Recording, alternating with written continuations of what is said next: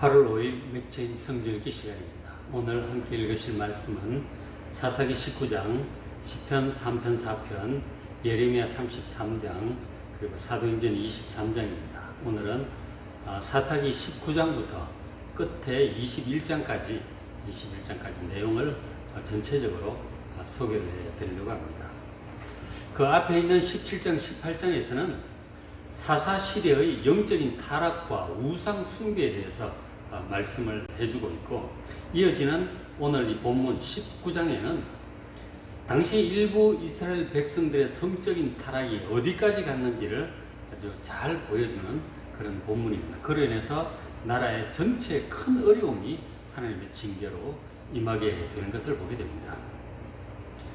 자, 그래서 그 당시 성적인 타락과 우리 시대의 이 성적인 타락을 비교하면서 오늘 본문을 한번 보시길 바랍니다. 자, 당시 사사기 19장 1절, 이스라엘이 왕이 없을 그때 사사 시대죠. 자, 그때 에브라임에 사는 레위 사람이 있어서 이 레위 사람은 성직자예요. 제사장을 도와 하나님의 성전을 섬기고 성도들을 인도하는, 말씀으로 인도하는 성직자입니다. 자, 근데 성직자가 유다 베들레헴에서 첩을 맞이합니다. 첩을 맞이한 거죠. 본부인이 있고 또 그 외에 첩을 또 맞이한 것이죠. 하나님의 창조 섭리는 일부일처됩니다. 아담에게는 하와가 있을 따름이었죠. 근데 당시 보면 족장들도 그랬고, 당시 시대 상황에 재력이 있으면, 재물이 있으면 얼마든지 이렇게 첩을 둘도 두고 셋도 두고 그러는 시대였습니다. 그런데 문제는 첩을 얻으면 분명히 그로 인해서 가정에 큰 어려움을 당하는 것을 아브라함이나 그 다음에 야곱 같은 경우 이제 가정에서 보게 됩니다. 이 레위 사람도 마찬가지입니다. 저 첩으로 인해서 큰 어려움을 당하게 되죠. 그 첩을 둔 것 자체도 하나님 보시기에 그다지 잘하는 일이 못 되는 것이죠. 그렇게 됐는데, 그렇게 했는데 보니까 또 2절에 보니까 그 첩도 행음을 합니다. 첩도 또 다른 남자 만나서도 간음을 하고 그렇게 됐어요. 그러니까 뭐 남편을 있을 수 없게 되었는지 도망을 갔는지 친정 쪽으로, 유다 베들레헴 쪽으로 돌아가 버렸습니다. 그런 상황이에요. 그렇게 이제 넉 달 정도 지난 상황인데, 이 레위인이 아마 그 첩을 참 아꼈는지 그리워졌는지 그 첩을 다시 데려오려고 처가로 여행을 가게 되었습니다. 그래서 가서 며칠 머물다가 이제 돌아오게 된 첩을 데리고 같이 돌아오게 되었는데, 자, 돌아오다가 이제 해가 지니까 그 가까운 이제 마을로 들어가서 잠을 자게 되는데, 그곳이 어디였느냐 하면 베냐민 지파의 기브아라고 하는 마을이었습니다. 자, 그렇게 해서 이제 그 저녁에 한 노인이 이렇게 자기 집으로 영접을 해주어서, 여관 같은 것이 없던 시절이니까 주민이 영접을 해줘야 들어가서 잠을 자고 그렇게 할 수 있죠. 한 노인이 나그네 대접하는 마음으로 이 레위인과 첩을 집으로, 자기 집으로 맞아 드렸습니다. 그래서 저녁에 식사도 하고 이렇게 편안하게 이렇게 있던 즈음에 그 기브아 마을에 불량배들이 몰려와서 소동이 났습니다. 자, 어떤 소동, 어떤 난동일 것 같습니까? 이게 그냥 난동이 아니에요. 자, 보시면 19장 22절에 그 성읍에, 이 베냐민 지파 그 기브아 성읍의 불량배들이 그 집을 에워싸고 문을 두들깁니다. 왜 그랬을까요? 자, 집주인 노인에게 말합니다. 너희 집에 들어온 사람을 끌어내라. 우리가 그와 관계하리라. 그렇게 말합니다. 관계한다는 얘기는 성적으로 접촉하겠다는 얘기예요. 저 단어는 뭐 여러 번 나오죠. 그래서 이제 번역본들 보면 영어 번역은 We will have sex with him, 이렇게 그와 성적인 관계를 가겠다고 그렇게 얘기를 하는 것입니다. 그러니까 성폭행을 하고 동성애를 하겠다는 것이죠. 그것도 혼자도 아니고 불량배들이 이 모두가 그런 건 아니고 특히 그런 쪽을 밝히는 사람들이 있는 거죠. 불량배들이 몰려다니면서 끌어내라. 그러니까 자기 같이 살고 있는 주민들에게 그렇게 할 수 없어서 그랬는지 나그네가 오니까 기회다 싶어가지고 그 사람 붙잡아다가 성폭행을 하고 동성애까지 하려고 하는 그런 일을 하려고 난동을 부리는 것입니다.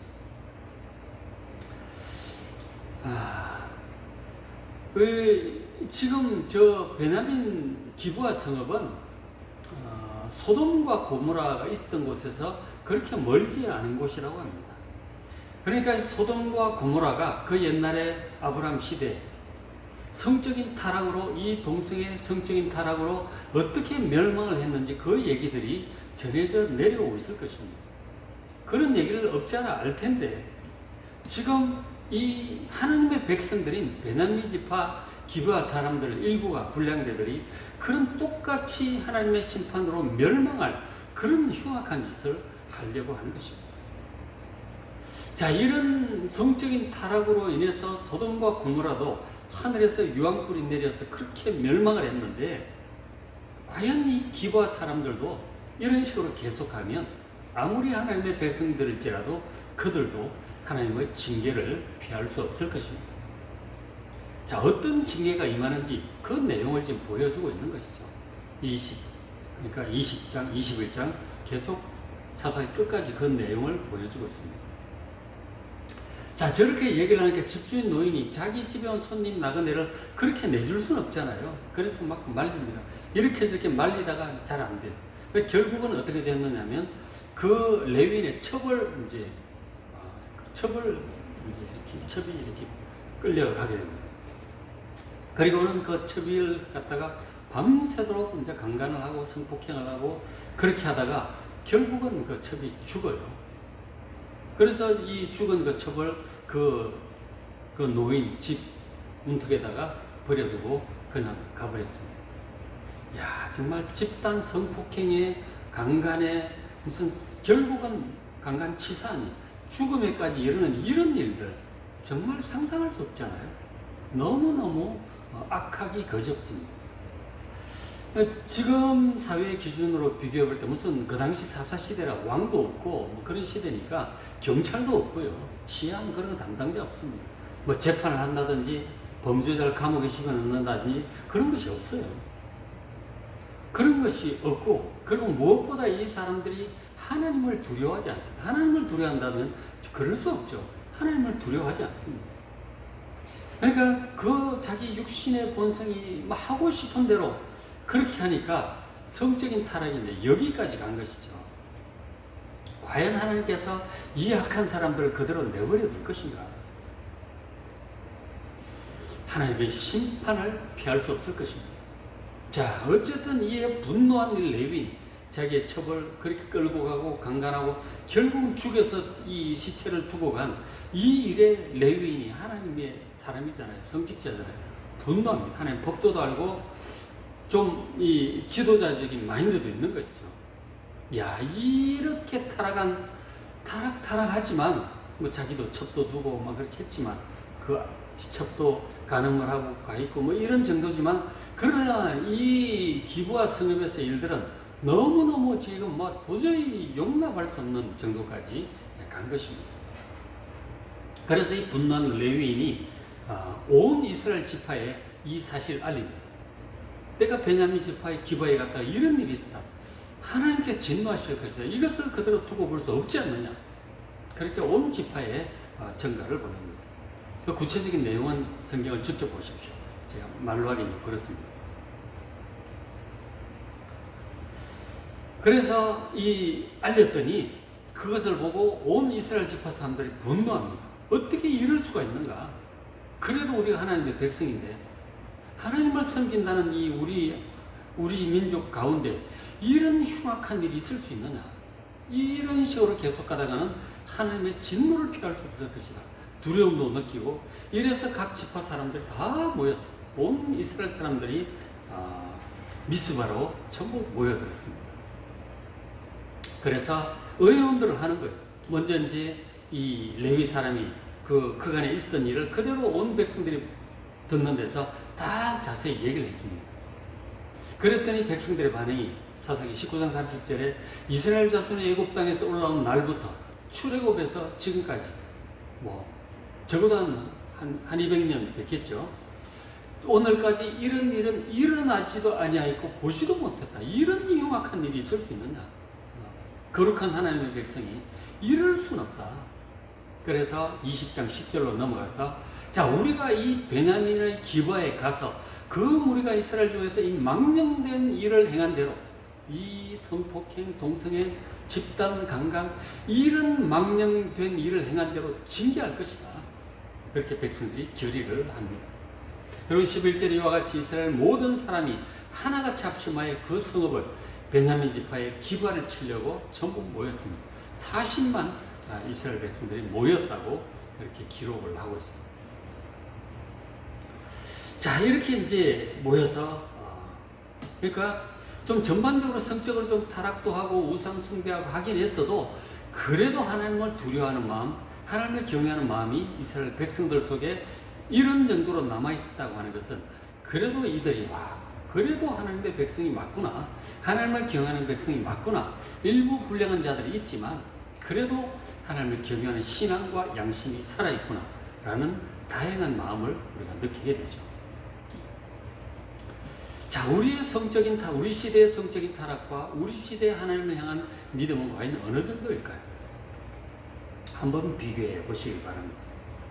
어쨌든 이렇게 해서 그 기브아를 향한 성적인 타락에 대한 징계, 그리고 더 나아가서 이스라엘 전체에 대한 이 우상 숭배와 성적인 타락에 대한 이런 징계가, 하나님의 징계가 시작되는 것입니다. 자, 먼저 이스라엘 백성들이 이 베냐민 지파 사람들에게 얘기를 했어요. 지도자들이. 지금 이런 일이 당신 지파 가운데 기브아에서 있었다. 하나님의 백성이 이럴 수는 없는 것이다. 우리가 반드시 그 기브아에 있는 불량자들을 징계해야 할 것이니 빨리 그 사람들을 우리에게 보내라. 우리가 그들을 징계할 것이다. 그렇게 요구를 합니다. 자, 그런데 이 요구를 듣고 베냐민 지파 사람들이 어떻게 반응을 했을까요? 만일 그들의 양심이 살아있다면 그랬어요? 정말 있을 수 없는 일이군요. 그리고 그 사람들을 징계하는 마음으로 범죄자 인도하듯이 그렇게 넘겨줬어야 될 것입니다. 그러나 이 베냐민 사람들이 하나님을 두려워하기보다 하나님의 법도보다 자기 친척이 지키기에 급급한 것입니다. 무슨 소리야? 우리 친척 내줄 수 없다. 하나님의 법도도 하나님을 두려워하는 마음도 없습니다. 그렇게 거절을 하니까 그러면 할 수 없다. 이 베냐민 지파 전체를 향하여 전쟁으로 징계할 수밖에 없다. 전부 그렇게 결의를 하게 됐습니다. 그러니까 베냐민 한 지파와 나머지 11지파 전부가 모여서 이 전쟁이 벌어지게 된 것이죠. 이 베냐민 지파 사람 혼자서 11지파를 어떻게 상대를 하려고 참 그렇게 하는지, 나름 뭐 자신이 있었는지 모르겠습니다만 어쨌든 동족 상잔의 전쟁이 시작되게 되었습니다. 자, 그렇게 해서 전쟁을 시작을 하는데 먼저 온 이스라엘이 베냐민 지파 공격을 했는데 패배해요. 그래가지고 22,000명이 전사를 합니다. 그래서 하나님께 기도하고 안타깝게 부르짖고 이렇게 하게 되죠. 그 다음날 또 가서 전쟁을 했는데 또 패배를 해요. 이 많은 11지파 이스라엘 군대가 18,000명이 죽습니다. 합해서 4만 명 정도가 전쟁에 죽어요. 베냐민을 징계하지도 못하고 하나님의 이름으로, 정의의 이름으로 지금 갔는데 두 번 다 패한 것이죠. 어째 이런 일이 있을까요? 정말 이스라엘 백성은 기가 막혀서 기도하고 부르짖고 그렇게 했습니다. 그러면서 모르긴 해도 이스라엘 백성들도 저들의 죄악을 징계하기 위해서 우리가 모였지만 우리의 죄악도 저들 못지 않은가 보다. 하나님께서 이런 일을 허락하시는 것을 보니 하고 아마 자신들의 처벌 얻는다든지 간음을 한다든지 연약한 자들을 짓밟는다든지 우상 숭배한다든지 그런 죄를 회개했을 것으로 보입니다. 그러니까 하나님께서 11지파에도 그런 패배를 허락하셨죠. 그리고 또 간절히 기도했던 하나님께서 이번에는 가라. 내가 베냐민 지파를 너희들에게 붙일 것이다. 그렇게 말씀을 해요. 그래서 세 번째 전쟁에서 과연 이 이스라엘 백성들이 이깁니다. 베냐민 지파 사람들이 아주 한 차례, 두 차례, 세 차례 하면서 한 2만 명, 몇천 명, 몇천 명 이래가지고 결국 그날 베냐민 지파 2만 5천 명이 전사를 하게 돼요. 그래서 이 베냐민 지파 중에 남은 군인이 600명이었어요. 600명이 림몬바이오라고 하는 요새로 가서 숨어버렸습니다. 그것은 공격하기 참 어려운 요새였어요. 그래서 600명이 거기 들어가서 진을 치고 버팁니다. 자, 그러기는 넉 달을 이제 버틴 것이죠. 자, 넉 달을 이제 버티게 되었어요. 그런데 넉 달이 지나면서 나머지 11지파 지도자들 모여서 이제 더 이상 우리가 완전히 진멸한다고 해서 무슨 의미가 있겠는가? 이제 전쟁 그만합시다. 그렇게 결의를 하고 베냐민 지파의 사람을 보내서 이제 전쟁 끝이다 하고 돌아오라. 용서하겠다. 평화를 선포합니다. 그래서 그 바위 위에 숨어있던 사람들이 다 내려오게 되었죠. 그 전쟁이 끝이 났어요. 자, 그런데 이제 전쟁이 벌어지면서 베냐민 지파 그 성읍의 사람들 전부 다 죽었거든요. 남자만 600명 남았어요. 그리고는 또 이제 문제 중에 하나가 뭐였느냐면 전쟁 초기에 앞으로 이스라엘 11지파 중에 어떤 지파 사람들도 베냐민 지파 남자들에게 자기 딸을 주지 않기로 저주로 맹세를 합니다. 결코 그들에게 우리 딸들을 시집 보내지 않겠다. 이렇게 저주로 맹세를 했어요. 그러니까 시집을 보낼 수도 없습니다. 그러니까 이방인하고 결혼할 수도 없고, 그러면 결국 이제 다 혼자 살다가 자녀 없이 죽는 거 아니에요? 그러면은 베냐민 지파 하나가 없어지는 거예요. 12지파 중에. 거기에 생각이 미치니까 안타까워합니다. 11지파. 어떻게 하나님의 12지파 중에 한 지파, 우리 형제 지파가 없어지다니 어떻게 이럴 수 있는가? 이 지파를 살릴 방법이 없을까? 저주로 맹세를 했고, 그렇게 해서 안타까워합니다. 그래서 이스라엘 11지파 지도자들이 기도를 하면서 뭔가 방책을 마련을 해요. 여자들을 구할 방책을 이스라엘 백성 중에서. 그래서 어떻게 그 600명의 여자들 마련하는지 여러분 성경 직접 보면서 한번 잘 찾아보시기 바랍니다. 성경 취재라고 생각하시고 어떻게 신부 600명을 마련했을까, 준비를 했을까. 어쨌든 그렇게 해서 600명 여자를 준비를 해서 이스라엘 백성 중에 아내로 이제 줍니다. 그래서 베냐민 지파가 그래서 없어지지 않고 살아남을 수 있게 되었던 것이죠. 그 베냐민 지파 중에서 이스라엘 첫 왕인 사울 왕도 나오고, 그리고 더 쭉 내려가서 사도 바울도 베냐민 지파 출신이었어요. 그 베냐민 지파가 그렇게 살아남는다고 하는 것이 참 얼마나 중요한 일이었는지 모릅니다. 하나님의 은혜고 서로의 사랑과 용서로 한 지파가 멸망으로부터 살아남게 되었던 것이죠. 자, 그래서 이제 참 성적으로 전반적으로 타락을 했고 가장 극심하게 타락했던 이 베냐민 지파의 기부하로 말미암아 나라 전체가 전쟁의 소용돌이 속에 많은 사람이 한 5만 명 이상의 남자들이 죽고 베냐민 지파 사람들이 더 많은 사람들이 죽게 되었던 것이죠. 참 비극적인 일입니다. 성적인 타락에 대한, 영적인 타락에 대한 하나님의 징계였던 것이죠. 과연 우리 시대는 어떨까요? 성적인 타락 정도가 저 때보다 나을까요? 한번 잘 생각해 보시면서 성경을 읽어 보시기 바랍니다. 자, 그런데 이제 사사기가 끝이 나면서 마지막 구절에 이런 구절을 기록을 하고 있어요. 21장 25절 마지막 구절. 그때에 이스라엘의 왕이 없으므로 사람이 각기 자기의 소견에 오른 대로 행하였더라. 이렇게 끝을 맺고 있습니다. 그러니까 저게 사사기의 결론이에요. 그 사람은 누구나 자기가 하고 싶은 대로 하면 사사기 시대 사람들처럼 결국 육신적으로 흘러가게 돼요. 육신적인 생각을 따르고 영적으로 타락해서 우상을 숭배하고 도덕적으로 타락하고 성적으로 타락해서 진짜 소돔과 고모라처럼 하나님의 진노를 받고 멸망할 수밖에 없다는 것입니다. 사람의 본성이 그래요. 자기 하고 싶은 대로 하면 결국 그까지 간다는 것입니다. 그래서 우리 사람에게는 이 정말 죄로부터 우리가 구원을 받아야 되고, 정말 그리고 또 현실적으로 정말 우리를 바른 길로 인도할 좋은 지도자가 필요하다고 하는 거죠. 바른 길을 가르쳐줄 교사, 바른 길로 인도할 지도자, 왕이 필요하다고 하는 것입니다. 좋은 왕, 지도자가 필요하다. 왕이 없으므로 가르치는 자도 없고 인도하는 자도 없고 잘못했을 때 책망하거나 충고하는 자도 없으면 육신의 본성을 따라 멸망길로 간다는 것입니다. 그렇게 되지 않기 위해서 정말 우리에게 필요한 것은 바른 길로 인도할 좋은 지도자요, 좋은 왕이다 하는 것입니다. 그래서 이 좋은 지도자, 좋은 왕에 대해서는 얼마 후에 지금 사사기 끝나고 룻기 끝나고 사무엘상이 시작이 될 텐데 거기에 이제 왕에 관한 얘기가 나옵니다. 왕을 세워달라는 그런 얘기가 나와요. 그래서 그때 다시 한번 그 내용은 말씀을 드리도록 하겠습니다.